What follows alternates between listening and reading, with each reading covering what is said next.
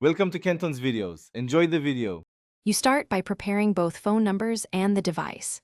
Insert SIM where you normally receive messages and set up standard WhatsApp with that number first. This locks your main account. Once done, install WhatsApp Business while keeping the original app installed. Do not uninstall standard WhatsApp.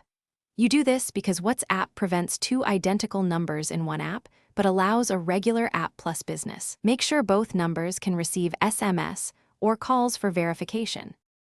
Now you complete the second account setup inside WhatsApp Business. Insert SIMB or use call forwarding if you can't swap SIMs, then tap Verify and enter the 6-digit code you receive. Once verified, create a distinct profile name and select Profile Photo. This keeps messages separated.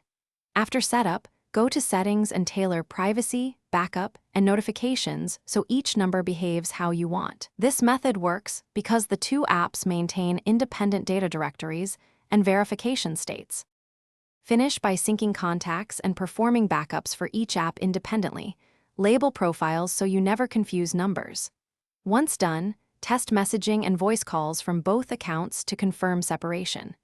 If verification fails, make sure the SIM can receive SMS or accept the verification call. Reinsert SIM and reboot if needed. If numbers accidentally get switched, re-verify the correct number in the correct app and enable two-step verification to prevent future issues. This secures.